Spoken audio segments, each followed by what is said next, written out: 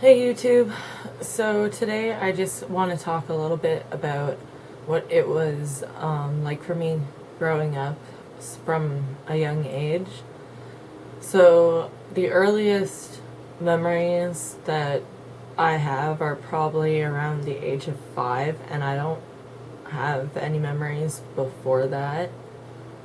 I know of things that happened to me before that, like where I used to live and things like that because of my mom, but I don't have any memories myself. My first real memory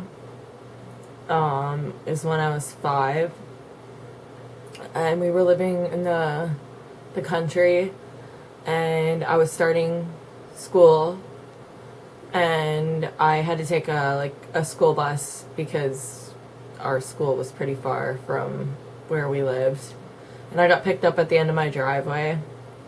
And I remember what our school bus driver looked like. And I remember what the schoolyard looked like. But other than that, the only other thing I remember about that year is the first time being bullied. 5 years old. And I remember I used to sit on the bus by myself. I don't remember why. I don't remember if I had any close friends or not when I was that young. I know there was a girl that lived next door to me that was around the same age, but I don't know if we went to the same school. But anyway, so there was this girl on the bus who would just like harass me for no reason. She was probably, I don't know, a few grades older than me. And after like a few times of her like just saying mean things to me or like just pushing me around or like, you know, against the window or whatever, I remember the bus driver noticed one day because she had like kind of like in between the two seats of the bus, she like covered me, and I felt like I was like suffocating.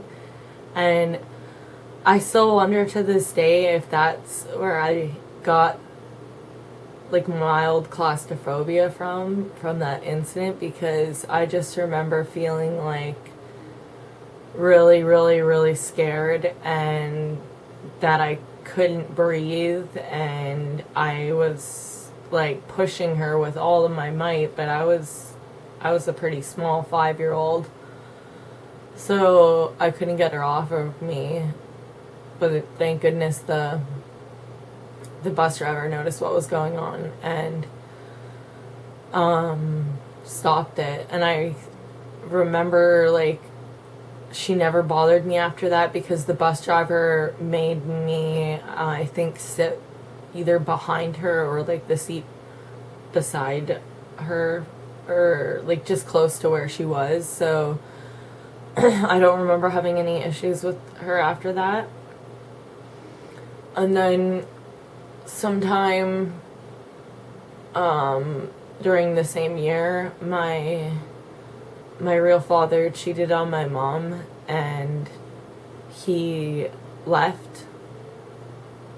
Just came home one day, packed up his things, and left. And I remember him coming and leaving,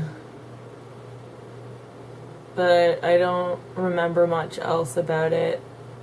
And we ended up having, obviously, to sell the house that we were living in, and we moved in to the city to be closer to my mom's family. And we started at a new school. I remember the first day I got dropped off at this new school, I was like terrified that something, I don't know, that was gonna happen.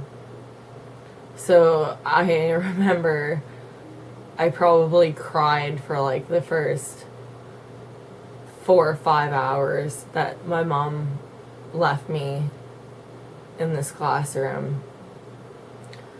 And after a while, I realized that the teacher was really nice, and I ended up actually having the same teacher for 2 years in a row. And when my brother got older, he ended up having her, so she was like a big part of our family when we were younger. She was the one that actually helped my mom get help for my brother's diagnosis of bipolar. My bipolar at that stage when I was still a kid was still like only depressive episodes, whereas my brother's were not like very many depressive episodes. It was a lot of mania and anger. So anyway, from grade 1 to 6, no, 1 to 5, sorry, I was at this school, and I made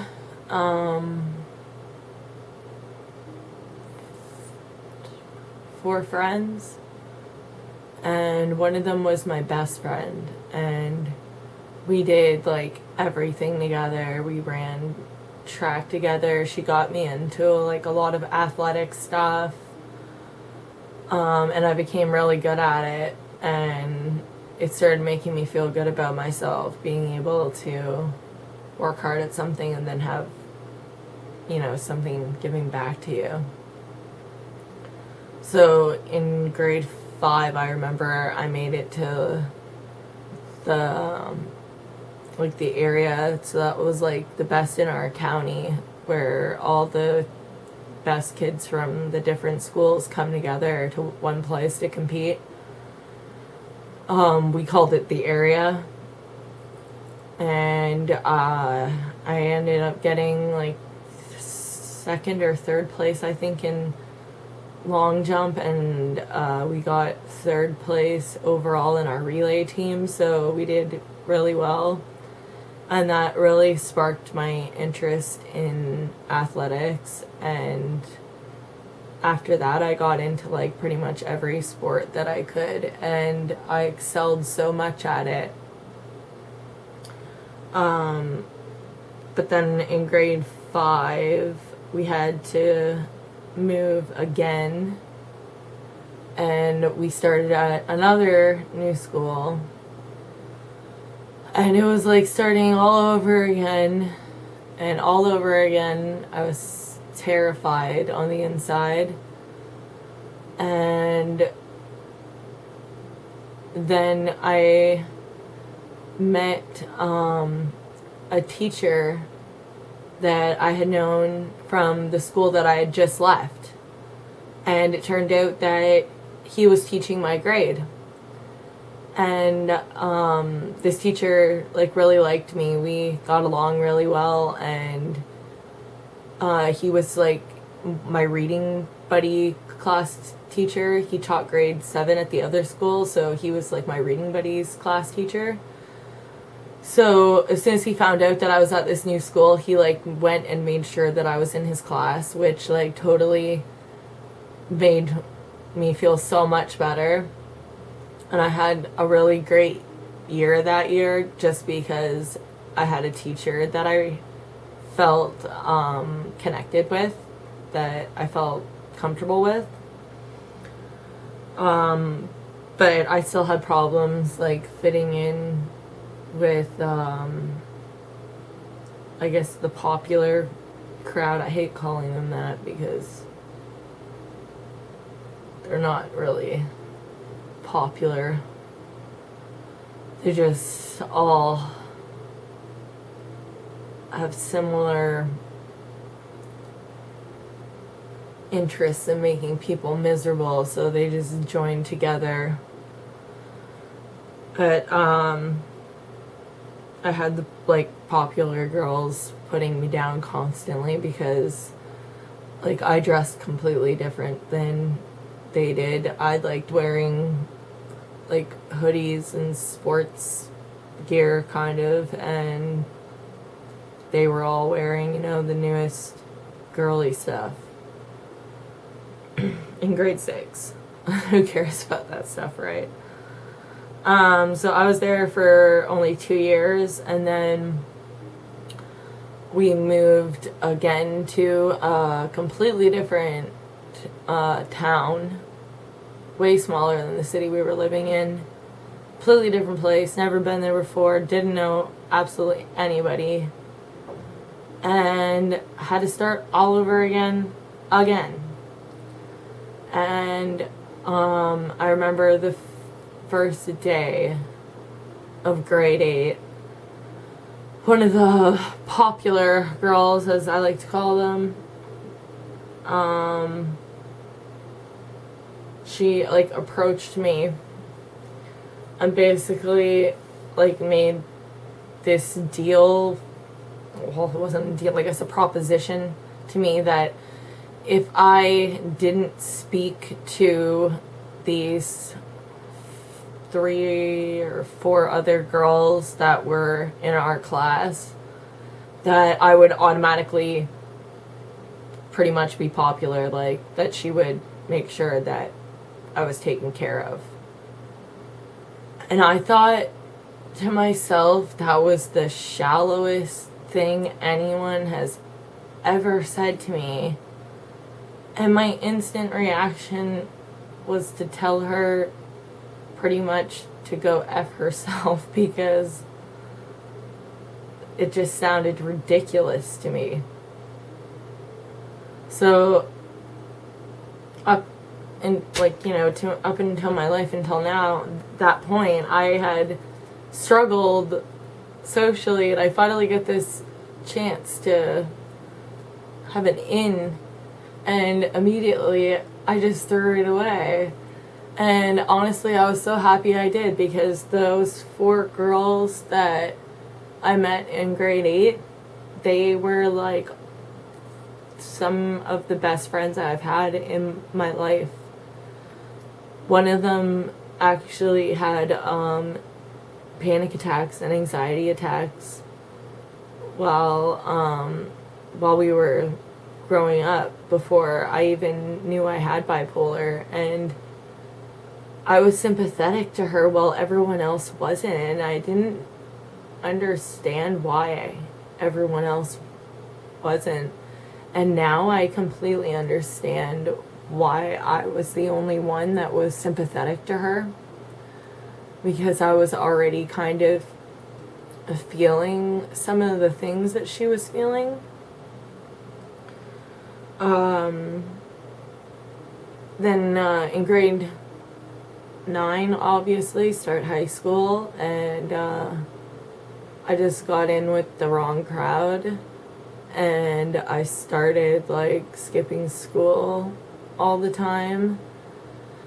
I found out that my mom might have cancer then, and there was just so much going on in my life that like I didn't care about going to class at all. I just basically got dropped off at school, or would walk to school, or make it look like I was walking to school, and then take off wherever, to a friend's house, to wherever the hell we would end up that day.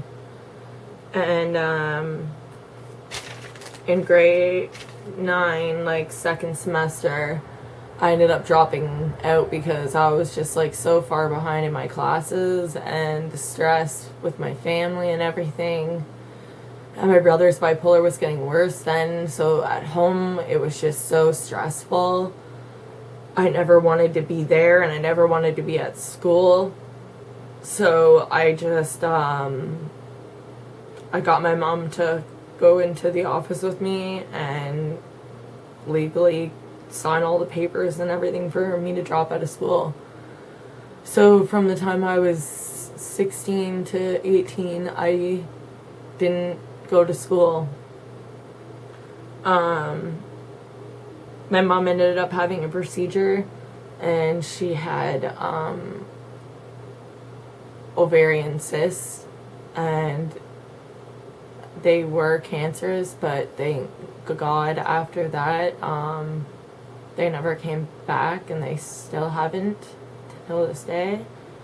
My brother's episodes, though, they became more intense, and they were starting to get aimed at me. So shortly after I dropped out of school in grade 9, I moved in with my aunt, who lived in the city where we had moved from, so that I could just be, I don't know, far away from my brother, and just have time to figure out my own stuff. And once I moved in with my aunt, and I actually had time to not be so stressed all the time, it really turned into depressive episodes, and I would literally have days where I wouldn't come out of my room, or I'd disappear for hours at a time, and I'd just be like sitting at the same spot on the beach staring out at the water. And I don't know, I just did a lot of reckless things around those times. I started drinking quite heavily, and basically from the time I was like 16 to just before I turned 18, I drank as much as I could, like almost every day, just to numb all the pain. And it got to the point where I knew that I had a problem, and I had to stop drinking. And I think it's been, God, since I was like 19. It's been like since I was 17, since I was like drinking stupid. I still have the occasional drink or whatever, but when I do, it's like me and my husband share a beer, or I have like half a glass of wine or something like that with my mother-in-law with dinner at Christmas or something like that. And it just doesn't mix well, alcohol and bipolar. There were so many times that I'd get into fights or with people over nothing, or I just, like, the high would go from being, you know, like a normal person's high to a bipolar person's high while you're drunk, and it's just not good. Alcohol and bipolar do not mix. If you can, you know, do it once in a while, and you know your limits and control yourself with it, then I don't see a problem with it. I mean, it's legal, so do what you want, but I'm telling you that a lot of the medications that people that have bipolar have, mixing with alcohol just intensifies the effects, and it's just not good. Alcohol and bipolar, not good together. Not good, in my opinion. And maybe I'll dive a little deeper into that in another video, but until next time, stay strong and know you're not alone.